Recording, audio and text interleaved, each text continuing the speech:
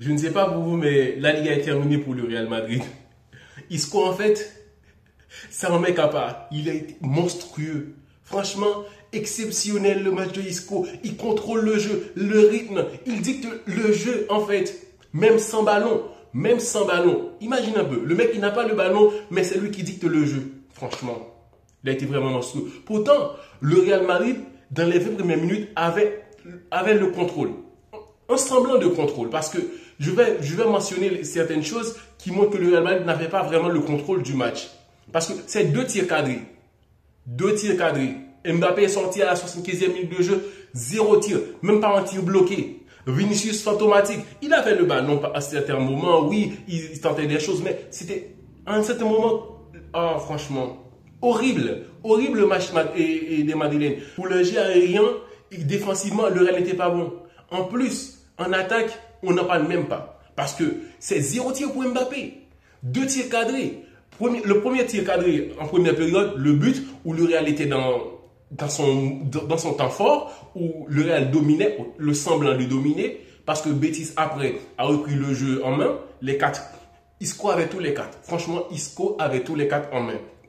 C'est du poker d'as, franchement. Donc, Isco qui guide le jeu à un certain moment, après les 20 premières minutes de jeu du match, et là, Betis commence à monter, à élaborer. Et on voit Anthony, c'est le vrai GOAT. Anthony, franchement, il fleurit le mec. Il y a eu tellement de déchets dans ce match, je ne sais même pas par qui ou par quoi commencer.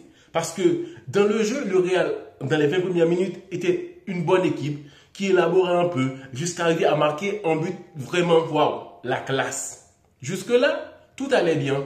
Mais après, quand l'équipe de Betis commençait à élaborer son jeu, commençait à attaquer le Real Madrid, et là, tout est parti en cacahuète, frère.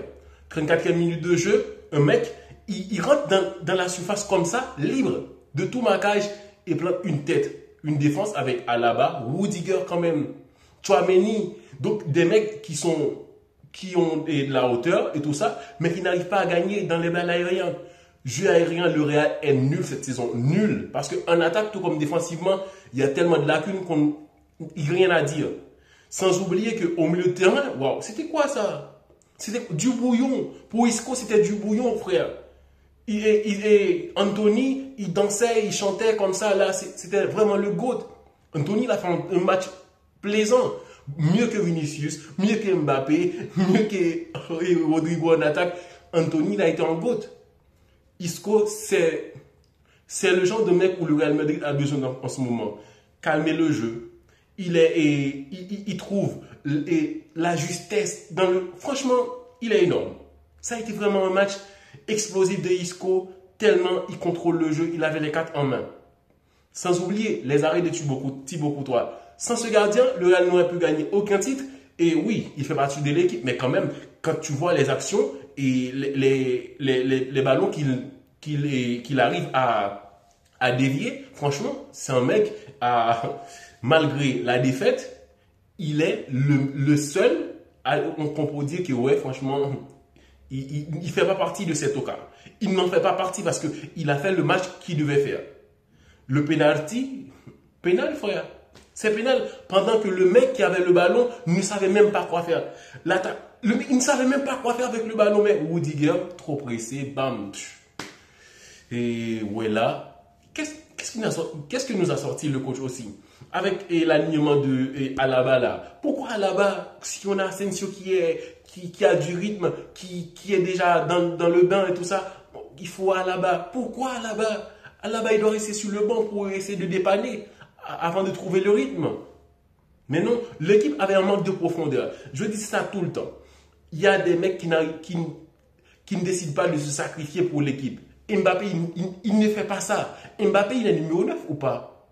Oui, il jouait à 2 en attaque, 4-4-2 normal. Mais franchement, Mbappé, c'est lui le 9. Donc, qui doit aller créer plus d'espace? Tu es Mbappé. Donc, tu vas avoir des marquages dont les mecs vont te suivre. Essayez de créer de l'espace. Quand tu n'as pas le ballon, le jeu sans ballon, Mbappé, il ne veut pas faire ce travail au Real Madrid. Il ne veut pas le faire. Mais quand tu as un mec comme Hendrik, c'est pour ça que Ancelotti a décidé le tout pour tout. Pendant que 75e minute de jeu, aucun tir de Mbappé, même pas un tir bloqué. Donc là, Ancelotti a décidé de dire, ouais, Mbappé, tu sors, frère. Donc, faire monter Hendrick, c'est pour cette raison, profondeur. Le Real avait le ballon, dans les 20 premières minutes, le Real a pu marquer 2 buts. Clair, parce que, mais avec ce manque de profondeur, oui, le Real faisait circuler le ballon et tout ça, avec un semblant de contrôle, parce que Betis finit le match avec plus de 19 tirs au moins, et 3 tirs cadrés. Oui, c'est très peu pour les tirs cadrés, mais quand même, ils ont tenté beaucoup. Le Real, à peine 9 tirs cadrés, avec à peine 9 tirs dans le match complet, 2 tirs cadrés. Le premier tir cadré, 10e minute de jeu, deuxième tir cadré de Vinicius, 82e minute de jeu. Imagine un peu cette dinguerie. C'est pour ça que je disais que le trio offensif a quelque chose à prouver. Doit prouver que oui, le Real est sur le bon chemin, qu'ils vont aller marquer des buts et Vinicius va se sacrifier pour Mbappé, Mbappé va se sacrifier pour Vinicius pour que ça marche. Mais non, le mec en attaque, chacun cherche le but. Donc qu'est-ce qui va se passer? Le Real n'arrive pas à trouver la profondeur parce que personne ne veut sacrifier pour l'autre. C'est comme ça. C'est comme ça. Donc, c'est du gâchis total. Ou dans un match, on aurait dû en train de parler de Betis. Ouais, c'est parce que c'est pas une équipe vraiment significative pour nous, mais quand même, ce match-là était bien préparé. Et ouais, c'est du beau jeu, ça. Franchement, contre le Real Madrid, à un moment, les mecs, ils n'étaient pas pressés. Ils élaboraient leur jeu avec le maestro Isco. Franchement, je pourrais parler de Isco pendant toute la vidéo parce que Isco, il a fait un match phénoménal. Phénoménal le match de Isco. Contrôle le jeu. À un certain moment, je me dis, ouais, le Real doit regretter de ne pas avoir un mec comme Isco en ce moment. Isco, physiquement, il est bon. Techniquement, on n'en parle même pas. On n'en parle même pas.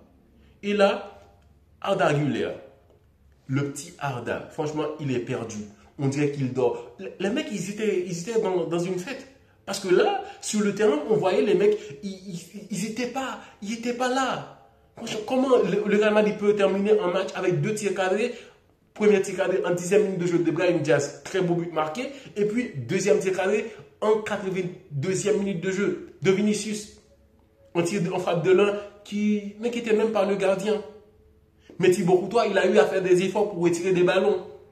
Il a eu à être bien vigilant dans sa cage. Pendant ce temps, les mecs ne défendaient même pas. Et c'est là le problème aussi. Le Real était en grand danger. On ne voyait pas Vinicius descendre tellement, ni Mbappé. Et franchement, c'est du gâchis total. Du gâchis total. Si le Real ne gagne pas la Liga, c'est pas un... ça sera mérité et pour l'Atlético de Madrid ou pour le Barça. Parce que le Barça a du beau jeu. L'Atlético, on connaît, ils font des efforts. Mais à part ça, le Real Madrid, ils n'ont rien foutu, mec. Ils n'ont rien foutu. Le Real Madrid était leader par rapport aux baisses des autres équipes. Mais non, là, le Real Madrid, c'est fini. J'espère que bien qu'ils vont se reprendre pour le match contre l'Atlético de Madrid. Mais sinon, sur ce match-là, je pourrais parler des bêtises qu'ils ont fait. Que des bêtises.